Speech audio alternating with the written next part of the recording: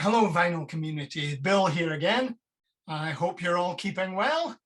And yeah, I think in a previous edition of Random Records and Music Ephemera, I maligned Aberdeen saying it was never sunny, but would you know it's sunny again in Aberdeen? So yeah, maybe I was a bit harsh on the weather in Aberdeen. So welcome to Random Records and Music Ephemera number 5. And yeah, I'm going to show a few vinyl albums and some music ephemera. So I'm going to start with 2 concert tickets. Wait till you see the prices of these. So this was my first ever concert. And I don't know if you can read the price there. There's the Straubs at the Music Hall in Aberdeen, March 1973. And the East Gallery is 75 pence. So less than £1 to see a great band.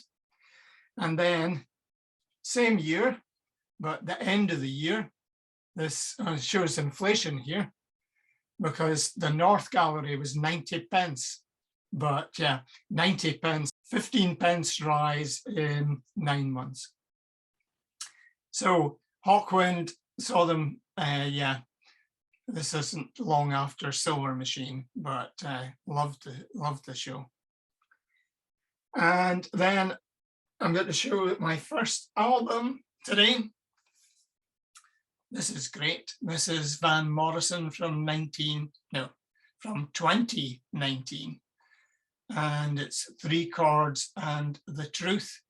I think that's a summary of country music, 3 Chords and the Truth. But yeah, this is a great album.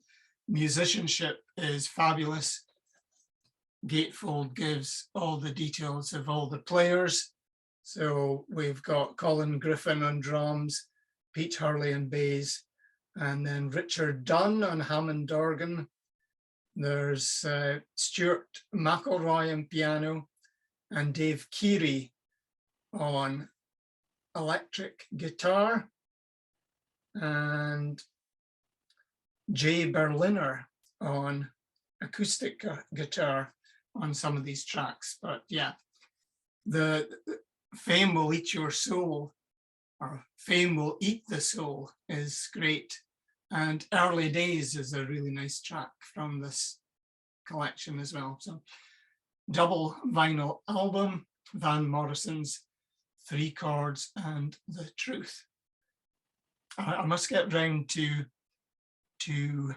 getting some of his blues or more bluesy albums. Roll with the Punches is one that springs to mind. But yeah, Van the Man has had a long career. Yeah, sometimes a bit iffy, you know, if you go to see him, whether he'll be in a good mood and do a great show, or if he's in a bad mood and it'll be quite a short concert. I've never been lucky enough to see Van the Man. I must put that right sometime. More music ephemera. And this is a catalogue from an art exhibition that I saw in Aberdeen in the mid-70s. And yeah, I was going to show, before I get onto the music bit, this. So it's posters from, I think, 1949 to 1975. And this says wipe out discrimination against races and religion on the job, in restaurants, in housing. And guess which year this is? 1949. So yeah, have we moved on that much since then? The exhibition was called Images of an Era, the American poster from 1945 to 1975. And I guess that means that during this period, we have posters such as this one for Hugh Masekela at the Philharmonic Hall in the Lincoln Center in New York.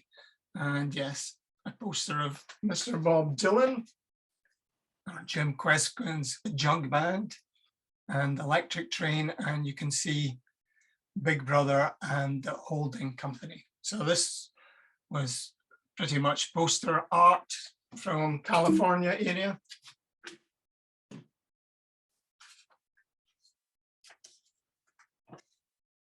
And then Grateful Dead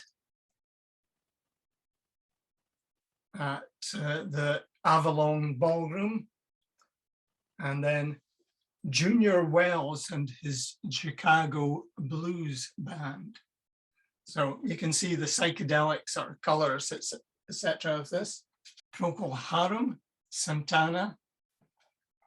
This is from the Fillmore West, and it's an offset lithograph. And then finally, maybe not quite final, poster showing Woodstock, poster for Jesus Christ Superstar. I presume that's the Broadway production. Another concert ticket to show you. You can see that the price has gone up a fair bit from between 73 and 2019.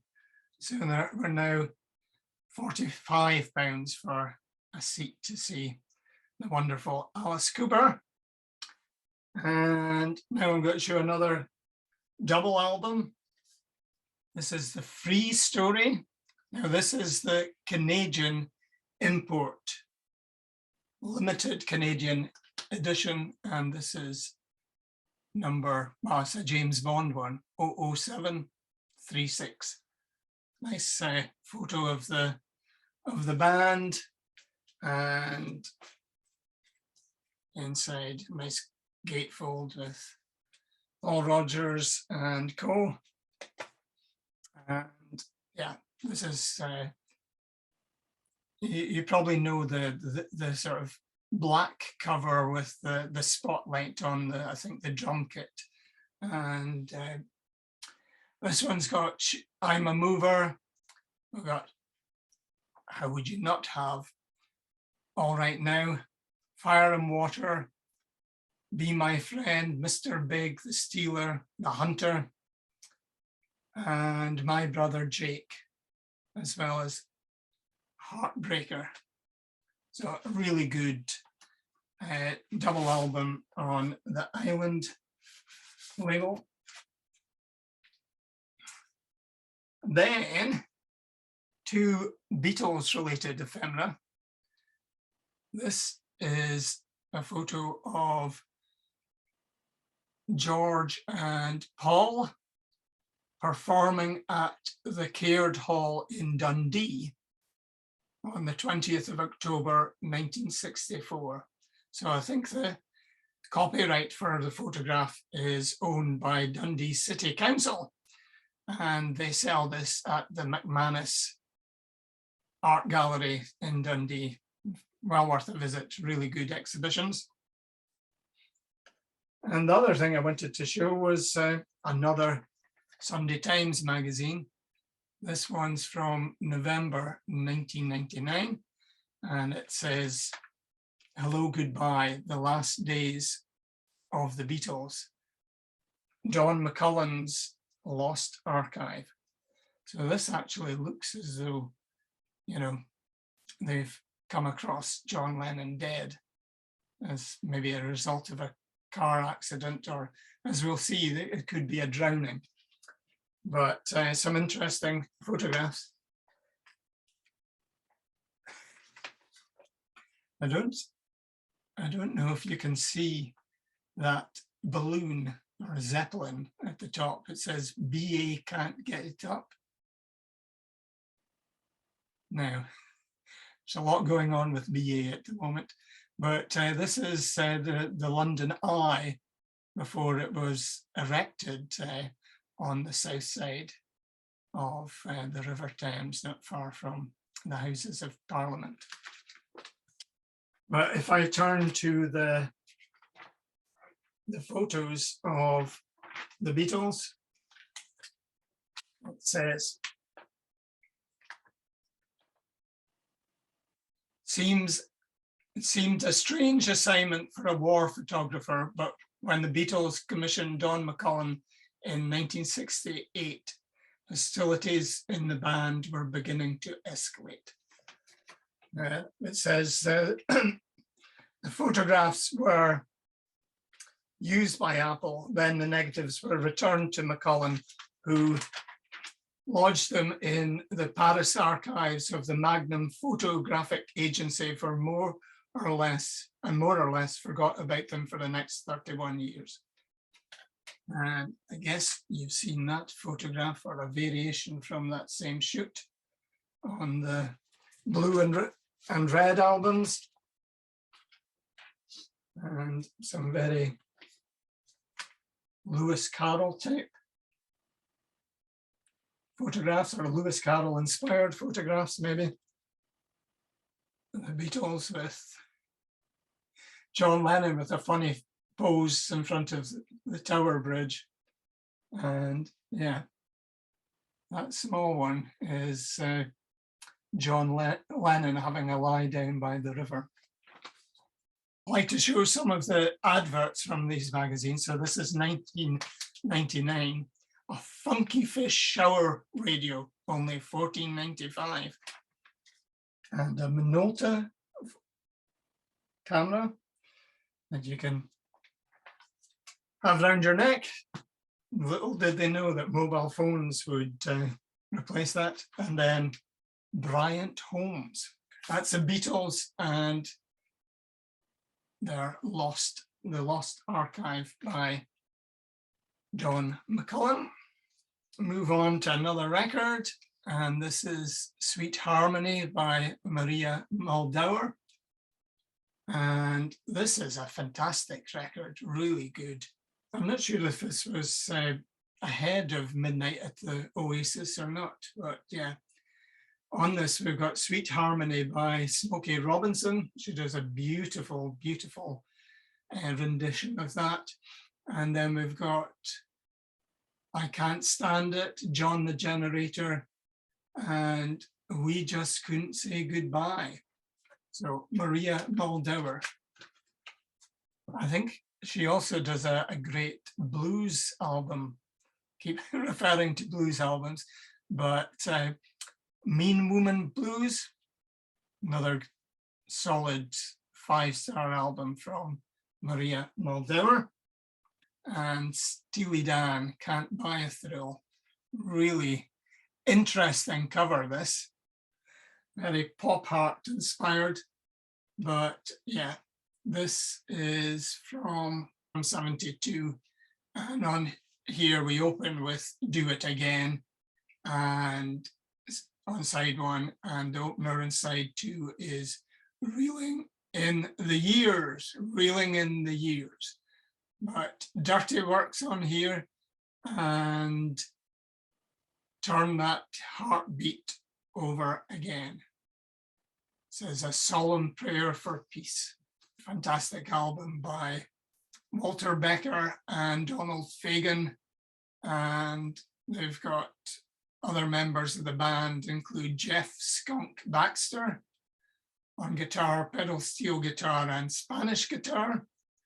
And then we have Jim Hodder on drums, percussion, and vocals, and Elliot Randall on guitar, David Palmer on vocals, and Jerome Richardson on tenor sax, and Snooky Young on flugelhorn. I'm going back to a Mrs. Beatle now.